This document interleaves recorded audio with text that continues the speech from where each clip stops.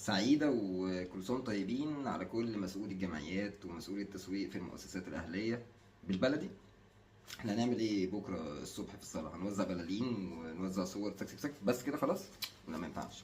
طب بس مبدئيا عارف مفيش فلوس، بس هنعمل ايه؟ احنا عايزين نعمل ريتشنج شوية للصفحة بتاعتك في المؤسسة أو الجمعية بحيث إن الناس تتفاعل معاها خارج إطار الناس القديمة عندك المستدامة، تمام كده؟ فهننزل وقت الصلاة هنوزع بلالين، هنوزع حلويات بونبون، وهنجيب كرتونة شيبسي، وهنعمل البرواز ده. تن تن البرواز ده، شايف البرواز اهو كرتون مفيش اي حاجه فيه. بعد كده هنلونه او نعمله قص ولزق ونكتب اسم الجمعيه بتاعتنا تيت.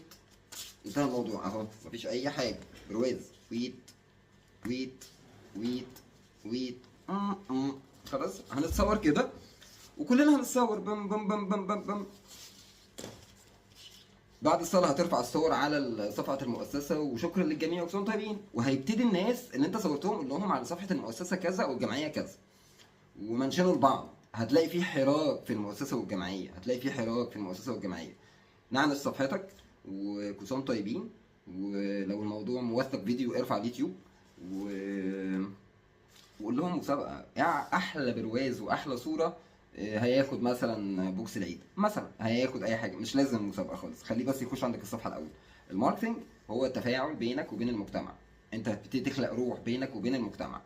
انتر اكتف ماركتنج مهم وببساطه. كرتونه بيبسي، كرتونه شيبسي سوري، كرتونه ميه، كرتونه اي حاجه هتقصها من النص وتفرغها وتعمل ايه البتاع ده، تعمل له لون او كلرنج او تقص قص ولزق عليه، او هات اكياس الشيبسي القديمه لزقها عليه، مش مهم، المهم يغير لونه يعني، واسم الكيان بتاعك وبس كده، والكلام والعواف عليكم، وكل سنه وانتم طيبين.